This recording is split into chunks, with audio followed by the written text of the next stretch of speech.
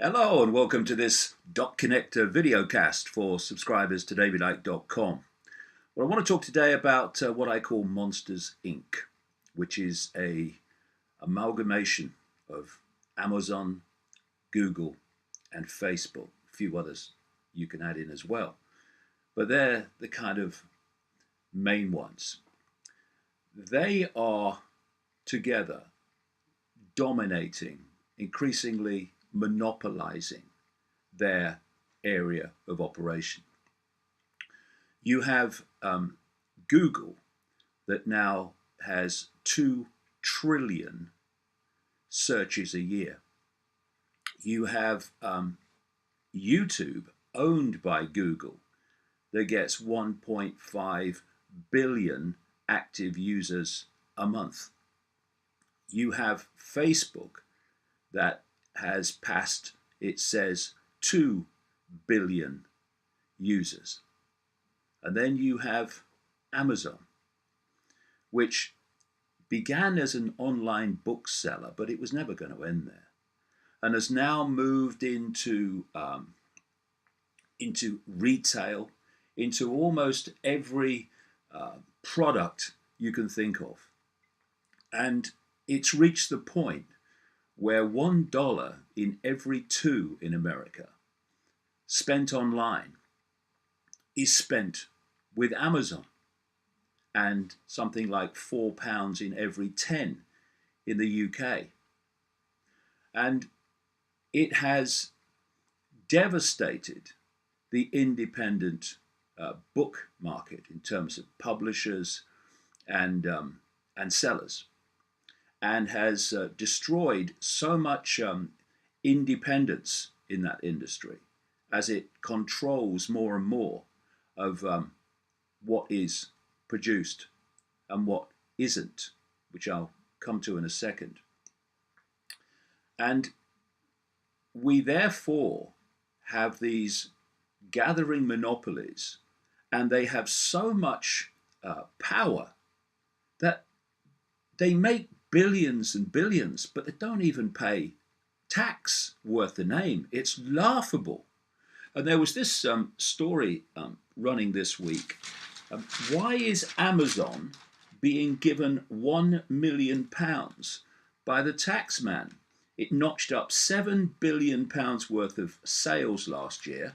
It pays next to no tax, and now it's being given £1 million by the tax man, while other businesses trying to compete with Amazon get none of that and get every penny of tax charged that they're due for.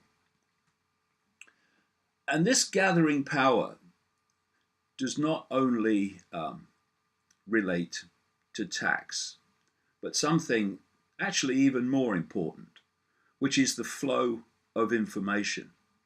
Because now you have Facebook increasingly dominating the flow and communication and circulation of information. You have Google, who dominate the search for information. And you have, of course, Google's YouTube, again dominating the whole video screening market on the internet. And this is how it's worked with all of them, because it's been my contention for a very, very long time that actually, if you go deep enough in the shadows, these corporations are working as one unit. So it starts out where they're, hey, cool, man, and they put on this face of being very nice, like the t-shirt Zuckerberg in Facebook. Hey, man, cool. And they get more and more domination and more domination. Hey, cool, man. And eventually they reach the point where they again, this word, dominate their sphere of operation, that they then have the power to say, okay, are we controlling enough now? Yeah, okay. Now let's start the censorship. And we've seen Facebook using the hoax of fake news to justify the censorship of information. Over and over again, they've been caught out for that. In fact, they are admitting openly the use of algorithms to filter out information that they don't want to see circulated. And by they, who is the they? Who really controls Facebook? Who really controls Google? Who really controls Amazon? And what is their agenda? Because there is a common theme here with Google more and more, again using algorithms, to push down and suppress the flow of information that they don't want people to see. They use this all-encompassing term hate speech, but who decides what that is? They do. And it was inevitable. There was this story this week on the Activist Post website. Google and YouTube target conspiracy theories in new quality control update.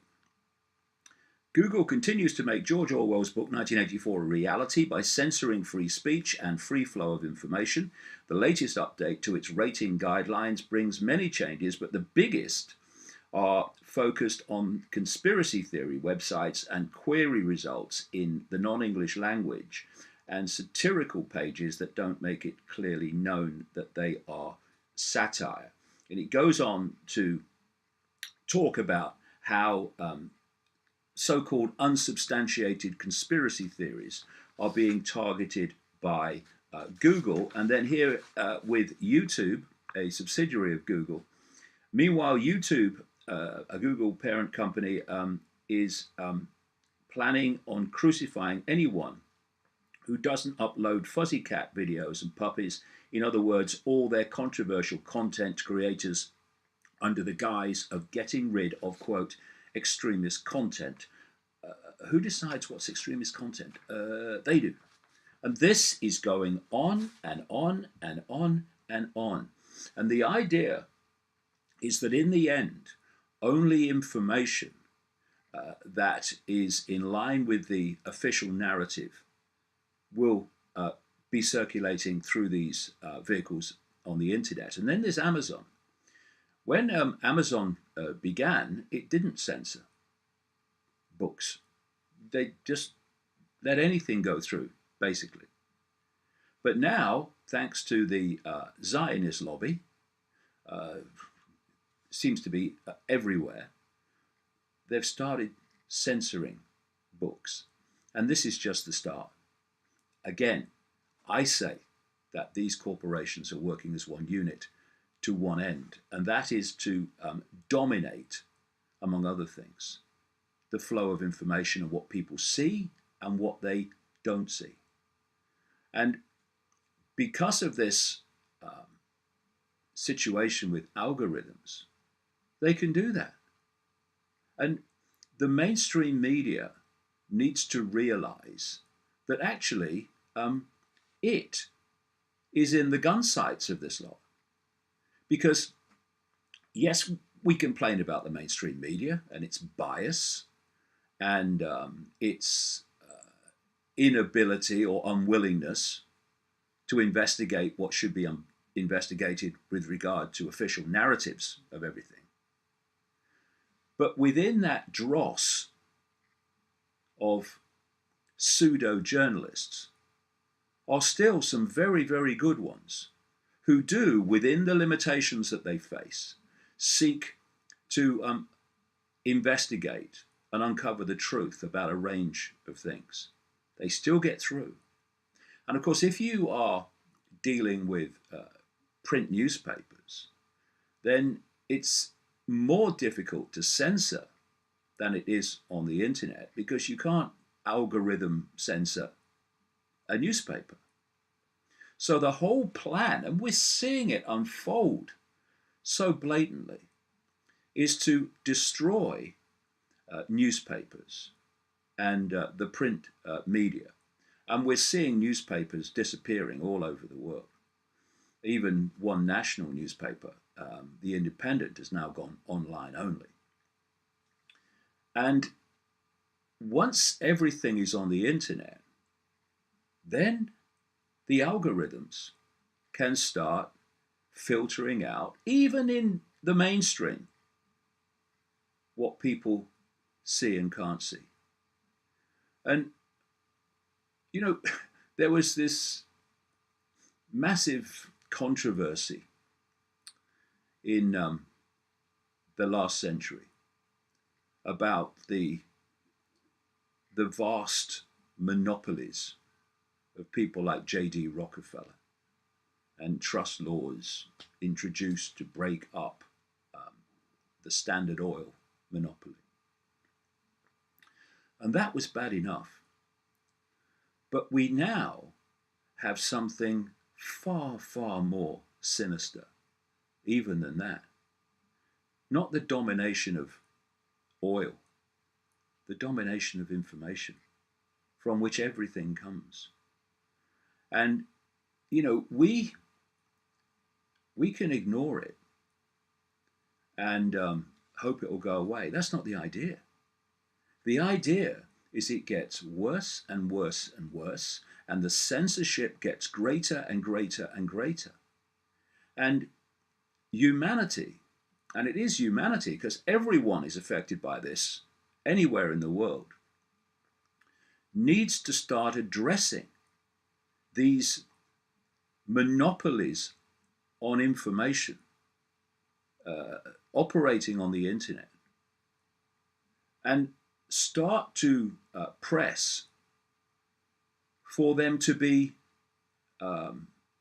dealt with in a Rockefeller Standard Oil type way, where they are not allowed to continue to expand and dominate on the scale that is currently happening.